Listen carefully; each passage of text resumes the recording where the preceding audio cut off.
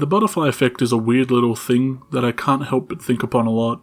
And in the case of D&D, it's how meeting this little gang of nerds that I play with has led to all of this. To all the friends I now have and the place I am right now in my life. So I think it's time I talk about the first game I had with this gang, and the precursor to all of this. So let's go back to 2016. I've been holding off on telling this story for a while, not because it's bad or uneventful or boring, because it's going to take a while. So get comfortable, get your popcorn, and wait for me to hopefully keep you updated every month. Or if it's already done, watch the whole playlist, dude, and subscribe too, because I hear that helps. Let's not dilly-dally, this is going to take a while, so let's cut right to the party and premise. So right off the get-go, this game was mildly inspired by the High Rollers Lightfall game, hence the name being very similar. I might have changed it.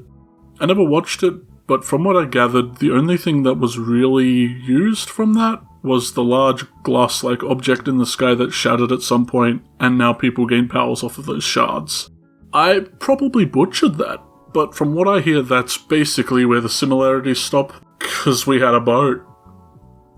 God, I hope they didn't have a boat.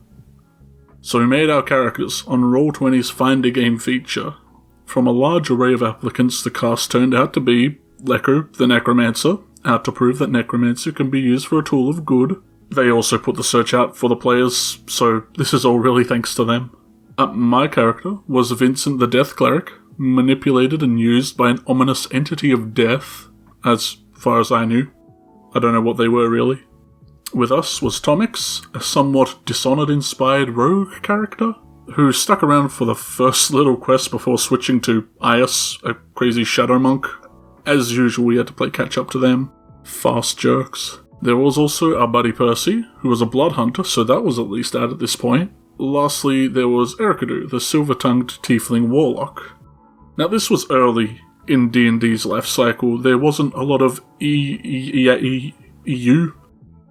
UA or supplements out yet. I think all we had was Sword Coast Adventures Guide and Blood Hunter, obviously. So it was early 5e. Those of you who have seen Spellbound might recognize Leku, and Percy is technically the father of Elysia, but this isn't a prequel or sequel, just consider it an alternative universe or something. But here we are, on a boat in front of Captain, my captain, Captain Bruckus, who I want to say is the spy master for a kingdom that employed this gang of rapscallions to murder the queen of a neighbouring kingdom. Oh, and kidnap the princess. Oh, are we the baddies? Asked my supposedly holy cleric, who was assured that she was a tyrant and the kingdom would be better off. Good enough for me. I guess we're all assassins now. And kidnappers. And kidnappers.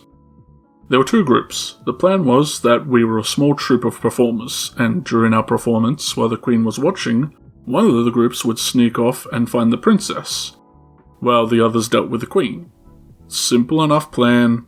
The execution left something to be desired. The group I was with went to collect the princess, disguising myself as the prince she was going to marry as we bluffed our way through the castle grounds, eventually finding her and convincing her that it's time to get out of here. To our dismay, however, as we got back, the other half of the plan wasn't going so well. The warlock was standing mid-stage attempting to shoot the queen down with Eldritch Blast, just having the worst luck. I'm pretty sure our rogue was at her balcony as well, stopping her from running back inside, and we had to make like a banana and split, so wanting to speed things up, I jumped up onto the stage and threw a classic guiding bolt at her, a blast of radiant energy to cleanse the undead, and I crit her. I crit the queen in front of the princess, looking kind of like the prince of the other kingdom, the prince of the kingdom that employed us. You know, to be fair, the princess was somewhat in on the plan. She knew her mother was a tyrant, but she was still her mother. We got the heck out of there fast. Looking back at the coastal city, oh, why aren't they chasing us? I asked before feeling the side of the boat shift, then pillars of tentacles bursting out of the water. Psh, that's a Kraken. We're level 2 and there's a Kraken. We fought it off best we could, using the cannons on the boat especially. During the battle, however, our brave captain fell into the water. He struggled and wrestled with the Kraken's grasp as we prepared to stop the boat and jump in and help him with, "Oh, Captain, my captain." Belay that stopping order. We escaped it, wounding it enough to get away and make our way captainless back to the kingdom, reporting to the king what had happened. He felt we did good enough of a job to at least give us the boat as payment, as well as making one of us captain of his specialized guerrilla unit. During this time, our rogue in some way taunted the prince and was nearly beheaded as he was taking a nap under the guillotine. Not the spot I'd choose, but it gave him grounds enough to change his character to the one he wanted to be, i.e. the junior town guard. And with that, our warlock thought it would be a little better to have some more guards with us, at least some aligned to the king to be their emissary in all this. And that's when we met Richard. Ericadu went up to the nearest town guard, flirted with him to join our little group, and the guard seemed very down to be with us. The warlock completely backpedaled, but we still got maybe our most referenced NPC in our D&D games. Whenever Richard shows up, it's always just Richard. We're given a task at this point to prove who would be a fitting new captain. We were to head to a nearby mine and figure out why they were no longer exporting. They were mining dragon powder from what I remember, this world's gunpowder. Quick little dungeon crawl that turned out rather odd. We ventured inside the mountain and followed the natural paths. Quickly something fell off. We ventured around finding signs of battle and even fought these strange warped boar-like humanoid abominations that our warlock, whose patron was an archfey, said they reeked of fey influence, even finding vials of a strange fey substance, confirming it to be fey blood, archfey blood, that the dwarves seemed to be unknowingly collecting from these creatures they were killing. They found dwarven tools and schematics that Percy, our engineer, quickly tucked away. As they sought to go further, they peered down another mineshaft, where they saw before them a large horde of these boar-like humanoids. A shiver running up their spines as they quickly left to get out of there, realizing we were way above our heads. We'd split up during the dungeon, that's why only those two saw what they saw. The other of us found a mountain smasher great axe that none of us could use because no one was strength-based.